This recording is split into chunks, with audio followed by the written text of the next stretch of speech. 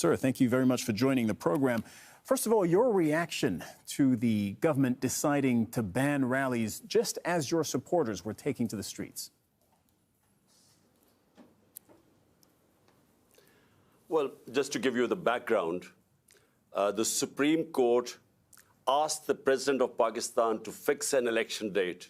That date is fixed for the 30th of April, so which means 50 days left.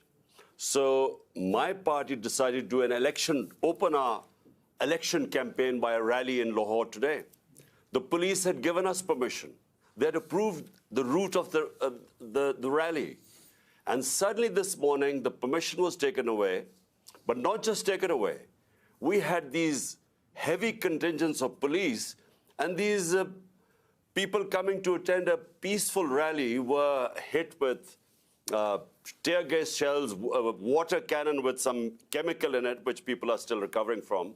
And then police just charging these protesters, breaking their cars, and so many people got injured. But one, Bilal, this guy was killed in police custody. How do you interpret what you're describing as this government back and forth on the rules about holding a rally? Well, the issue is that the government, all the 12 parties sitting in government and their backers, they're petrified of elections. Because so far, in the last 8 months, out of the 37 by-elections, my party has won 30 out of them. So they're petrified of general elections. They did not want the general elections.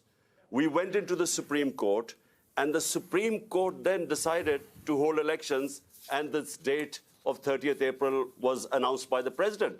So we were just going according to our schedule to start our election campaign. But it is clear that the government does not want election. The parties sitting in the government, they want to get out of the election. So my worry is that the idea was to create a law and order situation today, and we really restrained our workers. We called off the rally because we were scared that there would be people killed, and that would be used as a pretext to get out of the elections. Some might answer that while the government is perhaps afraid of the upcoming elections, you're also afraid of complying with judicial rules. Police did show up at your house in Lahore only a few days ago to arrest you, to compel you to show up in court, and you evaded arrest. Well, let me tell you something. So far, there are 76 cases against me. I'm charged for terrorism, charged for blasphemy, charged for sedition in these 77 cases. And these cases have been made in the last few months. So I've been going from one courtroom to the other. What happened was when I was shot, this assassination attempt on me, for 4 months, my leg wasn't, I had 3 bullets in my leg, so I couldn't go out of my house. So that's when they started, the cases mounted. They wanted to be me appear in courts. And so it's just a question of how do you deal with 77 cases? I mean, how many court appearances do you make? So it is just one other way of getting me out of the way to contest the elections. So they want either to imprison me or to disqualify me because they are scared that my party, thanks to the Almighty, is one of the most popular party in Pakistan's history. So because they're scared, that's why they're trying to find ways either to get out of elections or get me out of the way. There are provincial elections, as you mentioned, in April, and then national elections later this year. If they both go ahead as scheduled, can you legitimately run in national elections if, as you say, there are 70-plus cases currently pending against you? All the cases, I'm afraid, are frivolous. Whenever they go into a court of law, these cases will be dismissed. Now imagine, I just give you an example. There's a terrorism. I'm supposed to have committed terrorism. Sir, sorry to interrupt, but if that's the case, and if that's what you believe, why didn't you show up in court?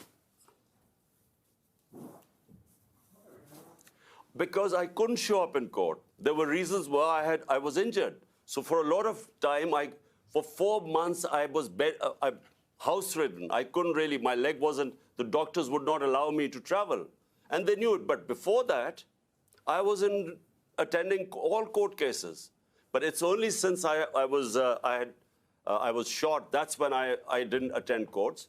And since then, I have again. But look, it's physically not possible to attend so many court cases. So my lawyers are trying to sort of work out a schedule. The second problem is security. My life is under threat because the people who try to assassinate me are in power. And so we've asked from the courts, we want protection. The court must give me protection before I can appear in courts. Because, I repeat, the people who I have nominated in my assassination attempt are sitting in power.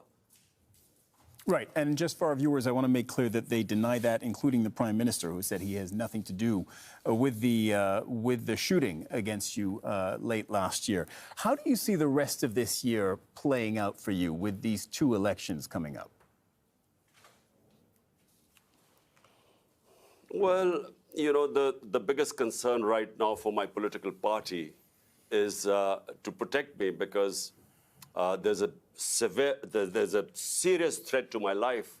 And the reason is, I repeat, that these people sitting in power are petrified of losing the elections, which they will, which is why they don't want elections. So the question is, how do I campaign and yet have a secure enough environment? Question is, how do I go to these courts? I made 3 court appearances, and unfortunately, there was just no protection there. That's why we've approached the court and said, look, there must be some police protection. But problem is, the people who are supposed to protect me are the ones who are trying to kill me. But what's your plan for this year? Is it win elections and then ride it back into office and into power in Islamabad? Well, the elections, national elections, are scheduled for October. But because we were in power in 2 of the 4 provinces, we dissolved our assemblies here. And so to hold elections, so the Supreme Court then asked the president to give a date, which is 30th April. And on 30th April, we hope to contest in these 2 provincial assemblies, which we were already in power. And what we were hoping was that since it's 65% of Pakistan, these 2 provinces, there would be a national election. And the idea for national election is because our economy has gone into a tailspin. Pakistan is facing the worst economic crisis in its history.